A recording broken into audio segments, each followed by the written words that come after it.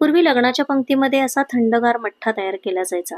आता मठ्ठ्याची जागा आईस्क्रीम आणि कोल्ड्रिंकने घेतल्यामुळे मठ्ठा हा पदार्थ कुठेतरी विस्मरणात चाललेला आहे. स्वागत आहे तुमचं पद्मजा रसोईमध्ये. आज आपण हा लग्नाच्या पंक्तीत मिळणारा थंडगार मठ्ठा घरच्या घरी तयार करणार आहोत आणि यामध्ये काय काय साहित्य वापरायचं आहे याची अगदी डिटेल रेसिपी मी तुमच्यासोबत शेअर करणार आहे. यामुळे तयार केलेला मठ्ठा अगदी पाचक आणि चविष्ट तयार होतो. तर असा हा मठ्ठा उन्हाळ्याच्या दिवसामध्ये शरीराला थंडावा तर देतच, पण मनही तृप्त करतं. हा मठ्ठा तुम्ही एकदा नक्की ट्राय करा. रेसिपी नेहमीप्रमाणे भरपूर टिप्ससह मी तुमच्यासोबत शेअर केलेली आहे, म्हणून ती शेवटपर्यंत नक्की पहा. जर रेसिपी आवडली तर एक लाईक नक्की करा.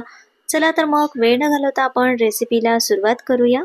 तर मठ्ठा तयार करण्यासाठी इथे मी एक मातीचं भांडं वापरलेलं आहे. तुमच्याकडे जर मातीचं भांडं असेल तर ते नक्की वापरा, कारण मातीच्या भांड्याचा जो स्मेल असतो ना, तो त्या पदार्थामध्ये उतरतो आणि तो पदार्थ आणखीन छान चविष्ट होतो.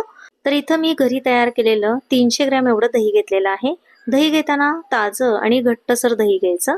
आता यामध्ये लगेचच पाणी न घालता हे दही आपल्याला रवीने छान असं घुसळून घ्यायचंय. यामध्ये पाणी घातलं तर मग दह्याच्या व्यवस्थित अशा गाठी फुटल्या जात नाहीत.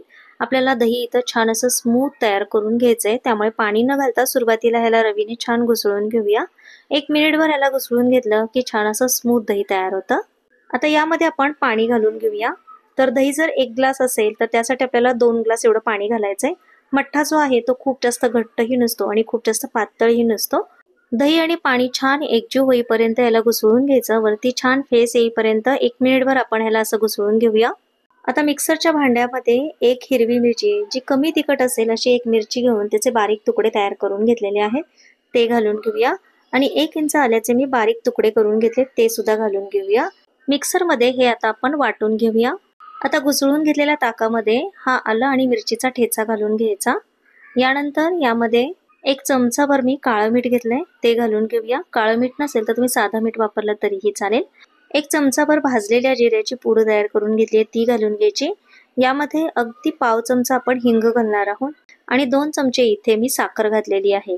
वरून अगदी थोडीशी कोथिंबीर घालायची आणि पुन्हा एकदा हे सगळं मिश्रण छान असं रवीने घुसळून घ्यायचं.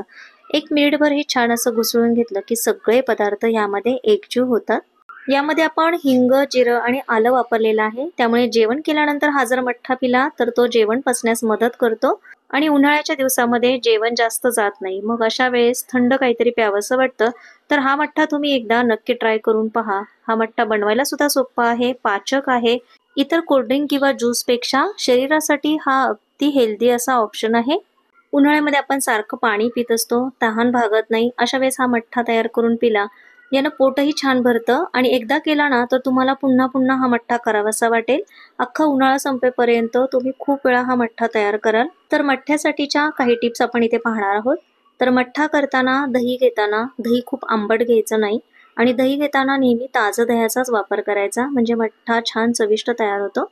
यामध्ये आपण आलं आणि जिरं घातलेलं आहे. जिरं नेहमी भाजून त्याची पूड करायची, म्हणजे त्याचा फ्लेवर खूप छान उतरतो.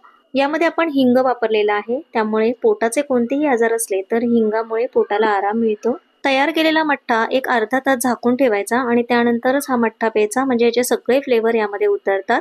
मठ्ठा रेसिपी तुम्हाला आवडली असेल तर व्हिडिओला एक लाईक नक्की करा.